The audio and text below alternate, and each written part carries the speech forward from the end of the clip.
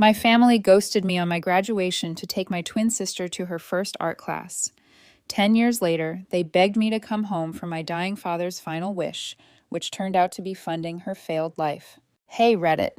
I went 10 years without hearing a word from my family after they made it very clear where I stood in their priority list. Then, out of nowhere, I get contacted about my dad's condition. I figured maybe there was a shred of sincerity in all this. Spoiler, there wasn't. What started as a hospital visit turned into something way more twisted, and by the end of it, I realized I wasn't back for closure. I was back to confirm why I left in the first place. I, 31 female, should have seen it coming early on. Growing up, everything revolved around my twin sister, Rebecca, 31, female, like she was the center of gravity in the house, and the rest of us were just background noise. I wasn't mistreated in obvious ways. I was just invisible. It didn't matter what I did. Grades, awards, showing up, none of it registered. If Rebecca sneezed, the whole house paused. If I broke a bone, it was an inconvenience. I'd ace every exam, win track meets, get trophies for things she couldn't even pronounce, and it still wasn't enough. But Rebecca, she'd bring home a crayon drawing of a blob, and my parents would act like she painted the Sistine Chapel. "Oh, wow, Rebecca, you're so creative, honey." They'd hang that garbage on the fridge like it was up for auction at Sotheby's. Meanwhile, I was over here solving algebra 2 years early and getting told not to show off. My parents treated me like I was the NPC that people always skip talking to in Skyrim or Dark Souls. They weren't just biased. They were blatantly indifferent to anything I did. When I got into a top business school, they barely reacted. I remember telling them the news, and my dad literally grunted, didn't even look up from the TV. My mom said something like, "Well, good. That's what you're supposed to do." "No, we're proud of you." No dinner celebration. Just a casual expectation that I should keep excelling silently, while Rebecca got a parade for waking up before noon. Rebecca didn't even try. She was lazy, bratty, and so damn smug about it. She'd constantly walk around acting like she was the second coming of Picasso, even though her art looked like a sneeze on paper. No direction, no ambition.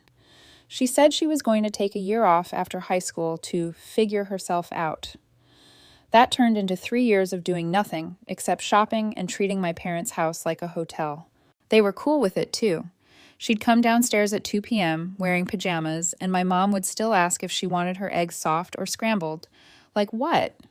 Meanwhile, I was busting my ass with part-time jobs and assignments just to stay afloat at school. I needed help covering tuition, not a full ride or anything, just a little help. And they hit me with the classic, "You're an adult now. You need to learn responsibility." Mind you, they were still buying Rebecca new iPads every year and paying for her pottery classes she never even attended. But I was entitled for asking for help with college tuition, so I stopped expecting anything from them. I didn't call, didn't text. I'd come home on holidays and just go through the motions. They didn't ask about my life, and I didn't offer. It was just easier that way. I learned quick that the less I said, the less I'd get disappointed. But still, I thought maybe, just maybe, when graduation rolled around, they'd show up just that one day. I sent invites months in advance, called them, even followed up with emails. No response. I told myself they were busy, maybe planning something, maybe they'd surprise me. And just as you're probably thinking, they didn't. Graduation day came. I looked like an idiot scanning the crowd for familiar faces. Everyone had their families waving at them, taking pictures, cheering like lunatics. And me? I walked that stage alone. The seat I saved for them? Empty. Like me being born was some kind of accident they just had to live with. I found out later, after the ceremony, from some cousin, that they didn't come because it was Rebecca's first day of art class. Yeah. Community college, local, not even a real campus, just some annex building next to a donut shop. But apparently, she was nervous, so they couldn't leave her alone. At 21 years old. That's when it clicked. It had nothing to do with nerves or schedules. It was just them being them. They never saw me. Not really. I was just the one who kept going so they didn't have to worry. But Rebecca, she was their little project, their precious disaster that always needed fixing. So I walked back to my apartment after graduation, took off the cap and gown, sat on the floor, and just stared at the wall for a while. Not sad, not mad, just done. Like something just switched off inside. I blocked their numbers, deleted them from everything, even took down the one framed photo I had with them from the hallway. It was time. I didn't need people who couldn't even bother to show up. I wasn't going to keep pretending they cared. If anything, not having them around made more sense than dragging around this fake idea of family. As for Rebecca, I blocked her too. She doesn't text or call anyway, unless she needed something. And I sure as hell wasn't going to let her ask for favors now that I was actually building a life. She could keep her third failed sketchbook business or whatever she was pretending to do. That was it for me. The chapter was closed, and I didn't feel guilty, not even a little. Once I cut them off, I didn't waste time sitting in the dark listening to sad playlists or any of that dramatic crap. I had bills. I had student loans screaming at me like they were trying to collect souls. And no magical safety net from loving parents who bailed the second it was time to show up. First thing I did was get a job. Junior developer at a scrappy little tech company, a buddy from a boot camp hooked me up with the place barely holding together. Legacy code, missing documentation. Half the team treated Git like Dropbox. But it paid. It wasn't glamorous, but I knew if I stuck with it and outworked everyone else, I'd get somewhere. I kept my head down and my headphones on, spent late nights pushing fixes no one asked for, watching crash logs until my eyes bled, and building tools just to make my own work easier. I became the woman who gets things done, which in dev teams is basically like holding the Infinity Gauntlet. A year later, I leveled up, got into a mid-sized cybersecurity firm, real pay, real team, and finally real projects I could sink my teeth into. I focused on back-end systems and secure integrations, stuff most devs avoided. I liked it. Quiet, structured, and actually useful. I moved out of that disaster of a shared apartment. Got my own place. 1 bedroom, clean, strong Wi-Fi. No weird roommates walking around half naked talking to their crypto portfolios. I set up a full dev rig, dual monitors, standing desk, everything.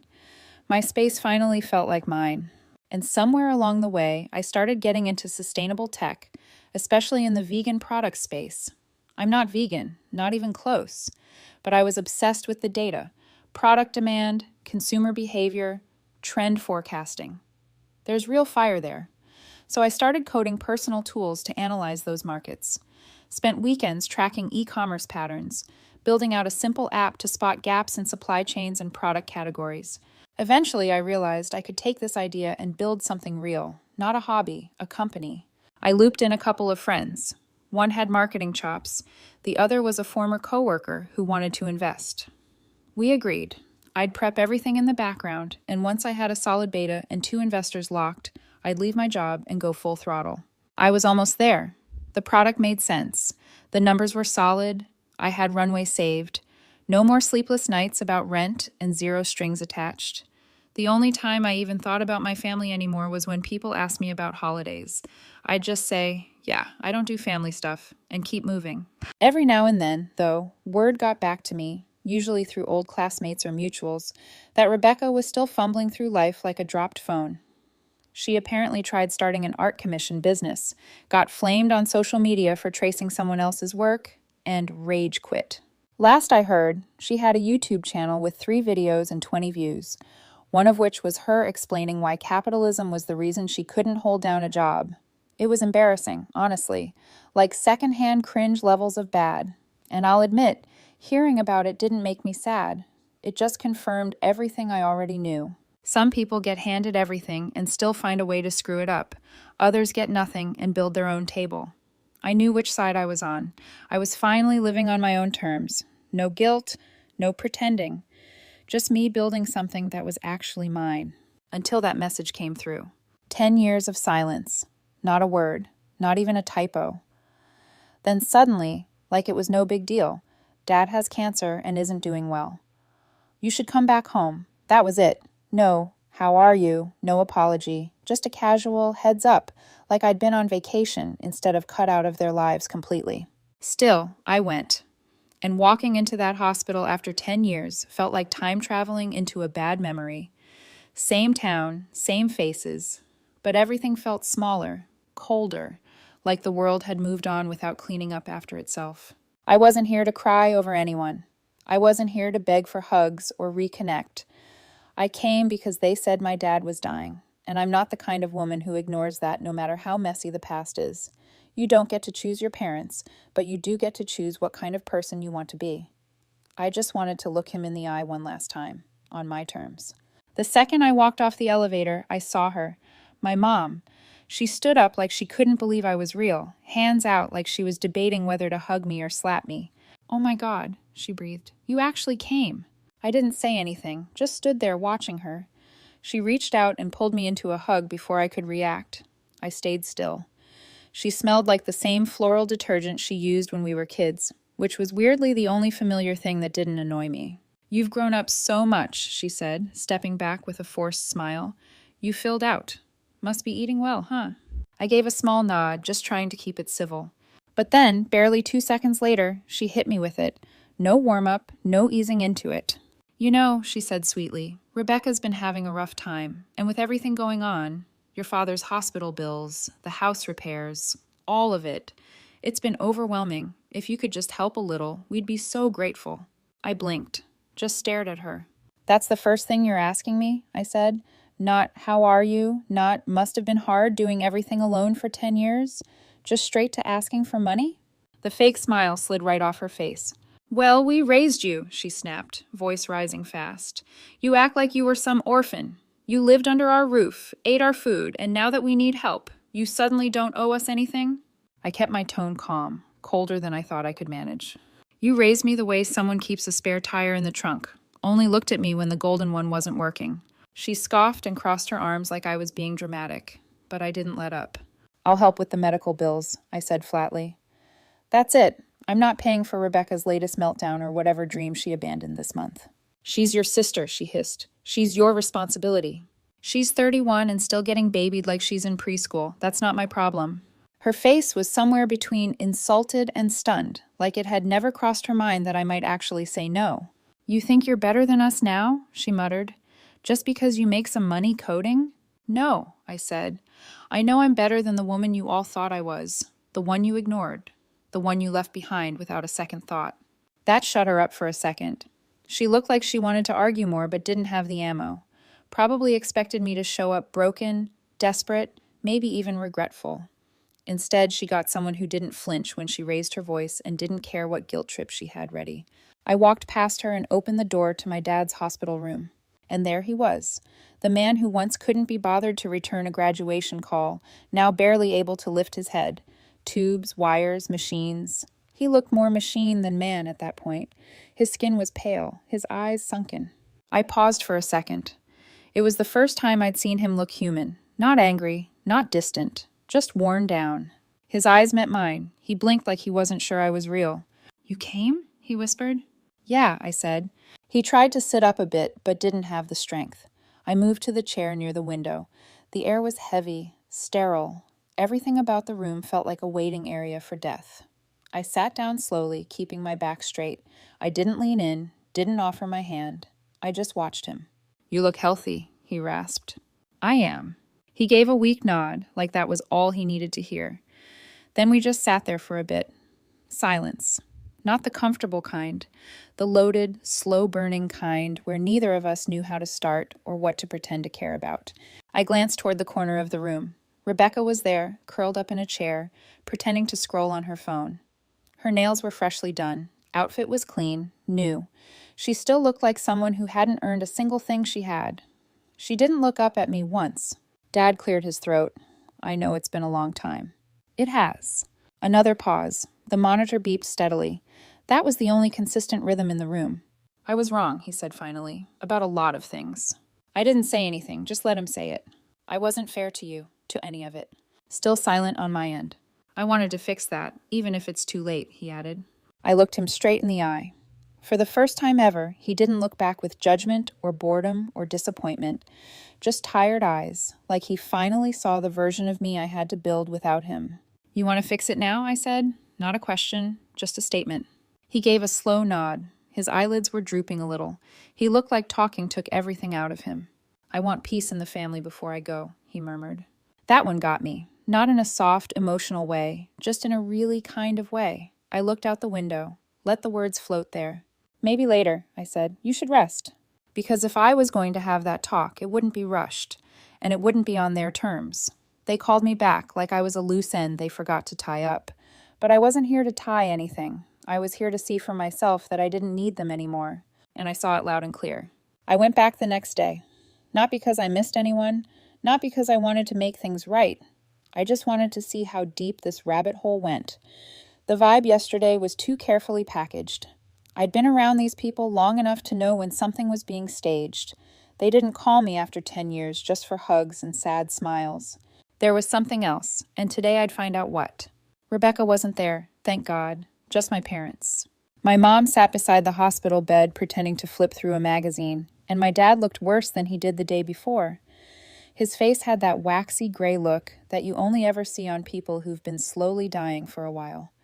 His eyes followed me when I walked in, like he was checking if I'd really shown up again, or if I was just some morphine hallucination. I didn't say much, just nodded and sat down in the chair by the window. The air in the room was heavy, that kind of sticky, medicated quiet that makes your skin itch. You could hear every beep, every soft hiss of oxygen, every shuffle of paper, like it was being played through speakers. There were a few minutes of useless talk. My mom asked if I'd eaten. I said, yeah. My dad said he was tired, but better than the day before. All filler. No one in that room believed a word of it. Then the mood shifted. My mom started in again, voice soft, measured, like she was pitching a charity case to a boardroom. Rebecca's been having a rough time, she said, folding her hands in her lap like she was on a talk show. She's really trying, but she hasn't had it easy. The world's not very kind to people like her.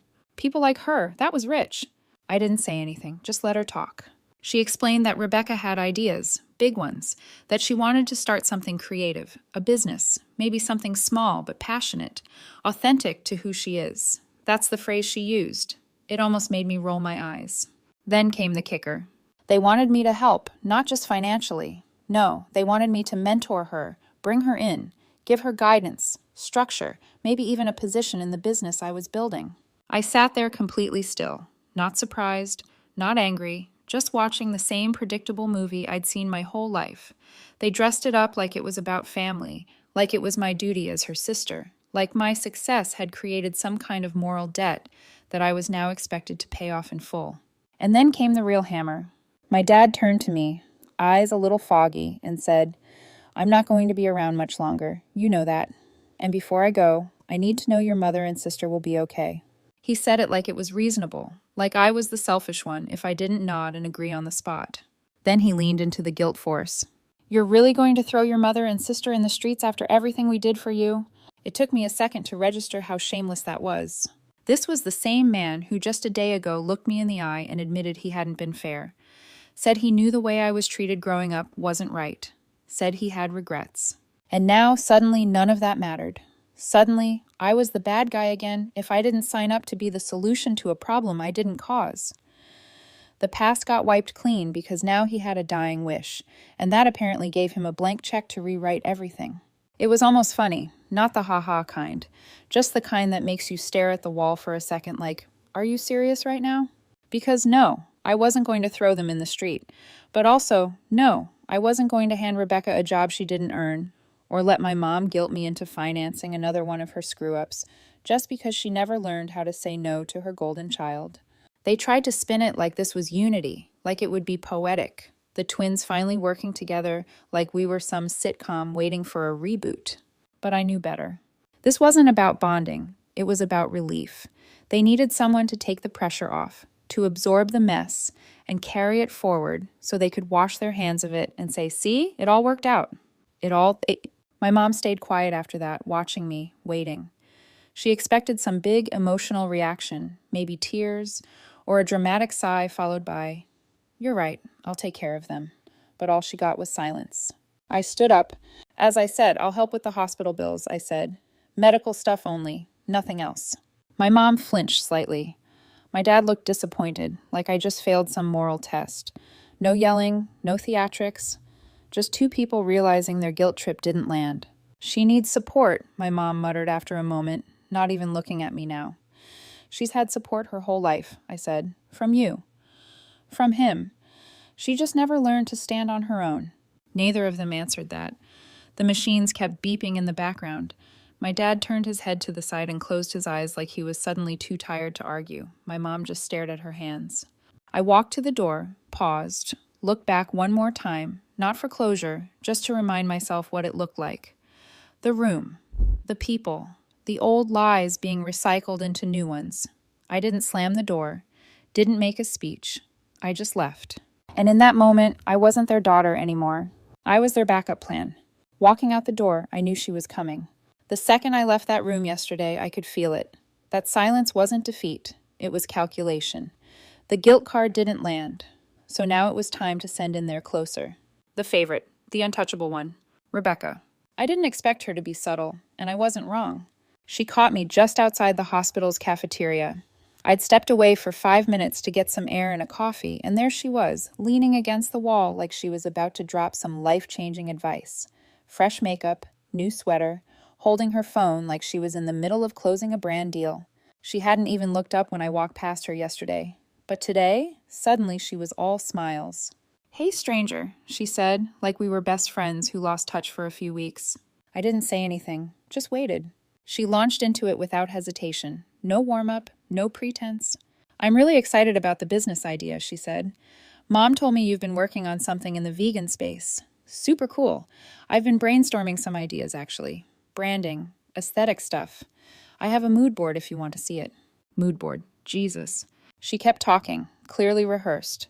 Said she'd already posted on her socials about starting a new chapter. Hinted she'd been in talks for some collaborations.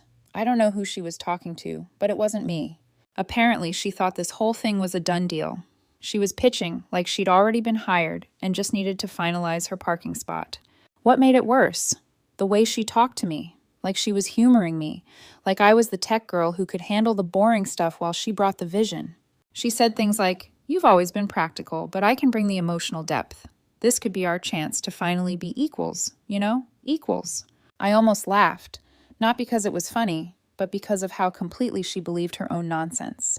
I let her go on for a while. I wanted to hear all of it. Every delusion, every little detail of this fantasy where she'd waltz into a business she didn't build and collect half the credit just because she shared my DNA.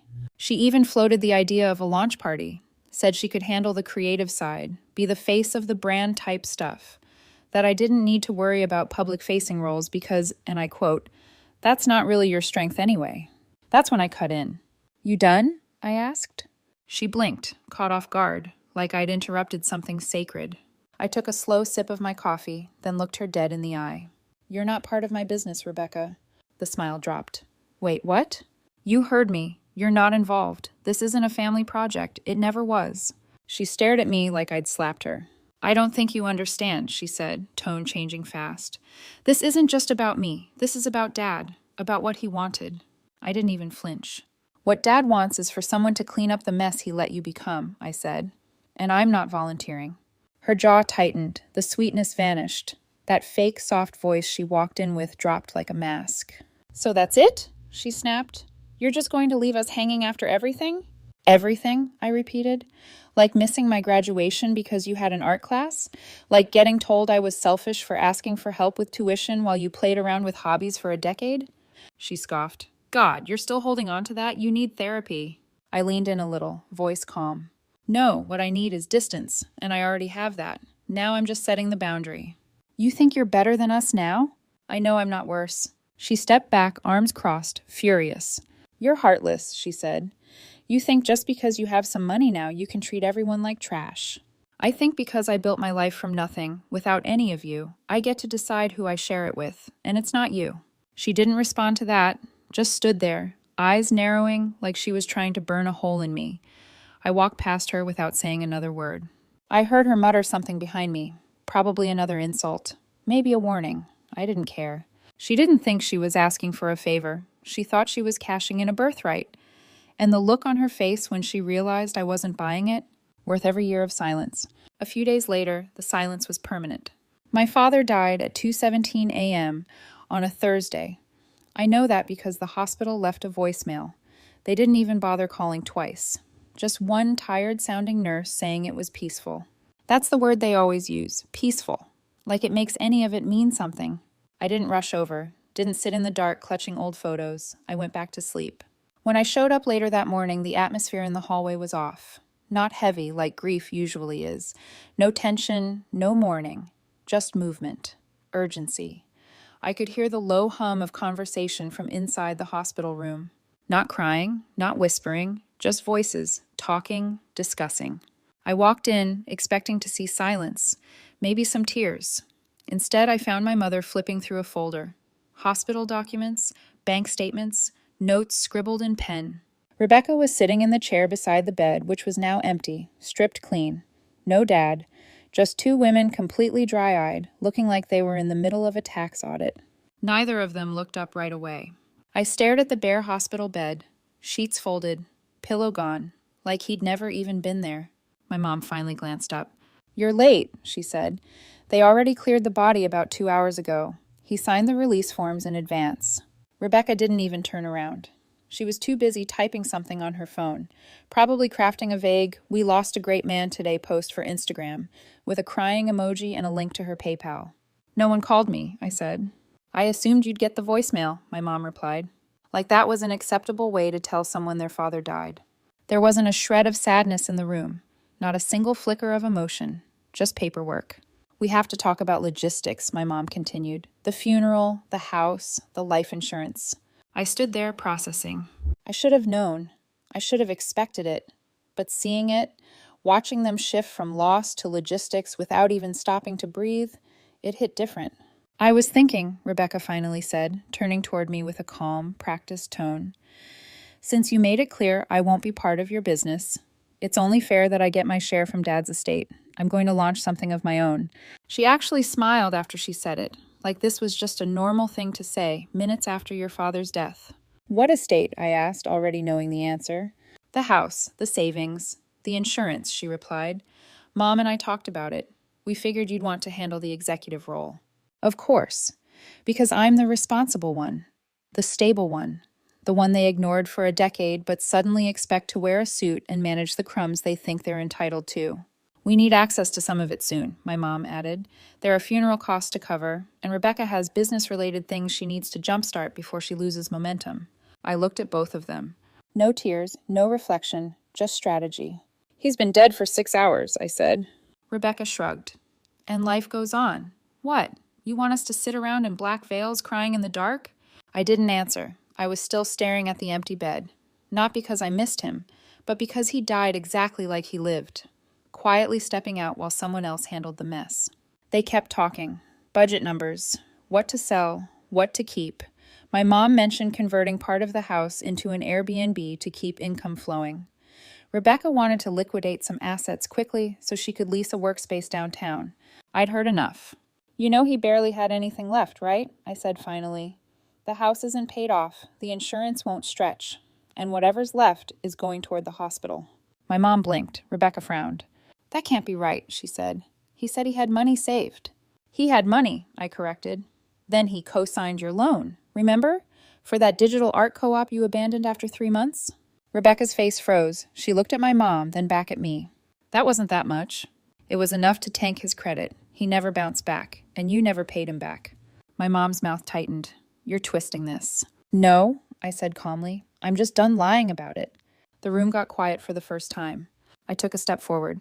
"You brought me here to watch him die, to help with the hospital bills. And maybe you thought you could guilt me into taking care of everything else too." My mom stood. "That's not true." "Really?" I snapped. Then why was Rebecca already talking about her share of the estate before the body was even cold? Why are you planning real estate conversions like this as a flipping project instead of a funeral? "We're just trying to survive," she said.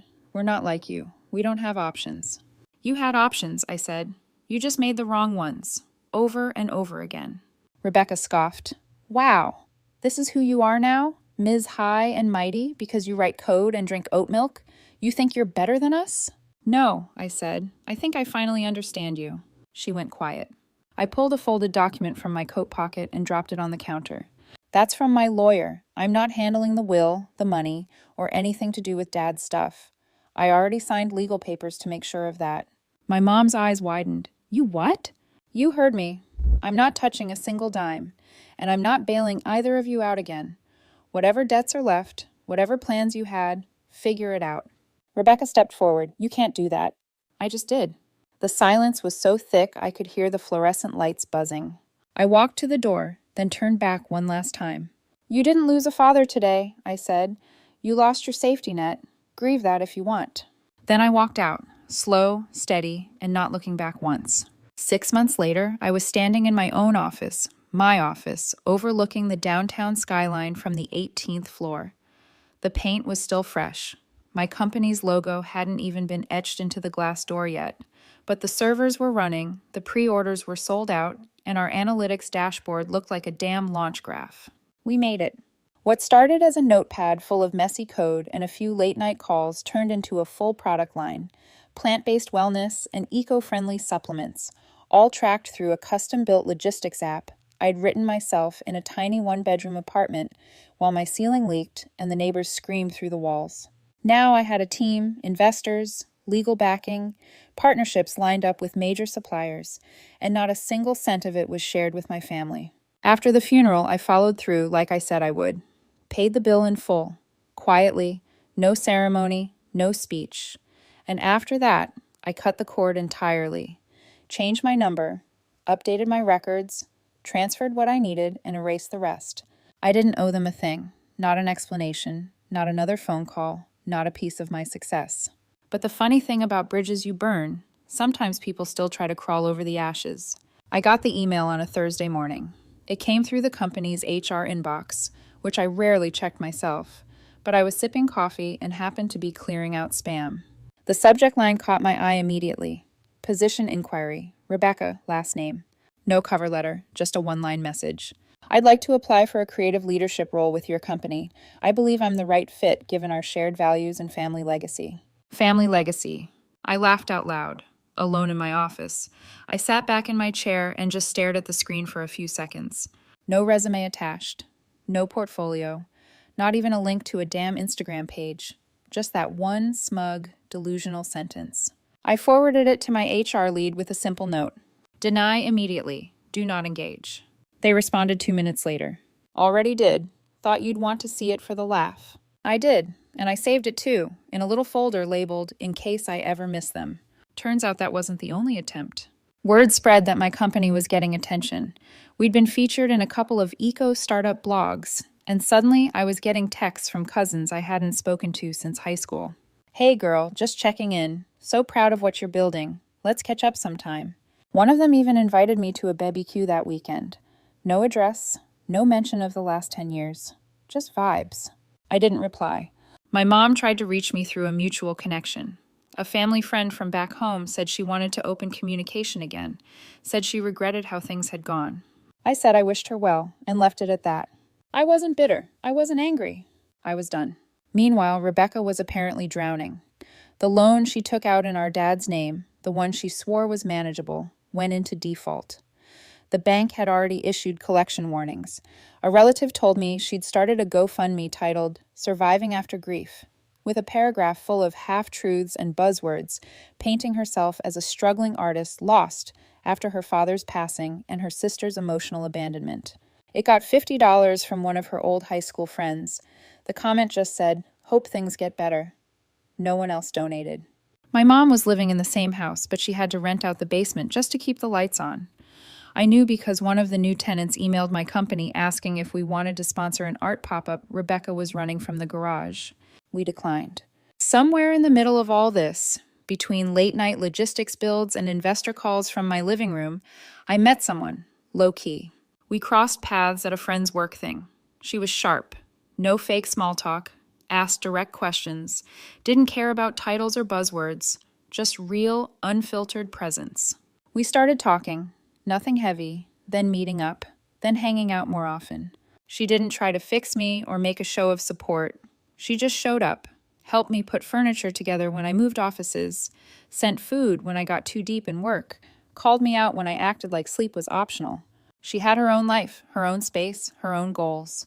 But somehow she still made room, not in a loud way, just reliably. I'm not rushing it, I'm taking it slow. But for the first time, I get it. What actual family feels like. Not the type that holds history over your head, just someone who shows up without needing to be owed. No lectures, no strings, just peace. I didn't feel bad. I didn't celebrate either. I just stayed busy. Some nights, I'd look around my apartment, shelves stocked, inbox full, team group chat buzzing, and I'd realize this is what building your own legacy looks like. It's not loud, it's not dramatic. It's just yours. They lost me a long time ago. They just didn't realize it until the money ran out.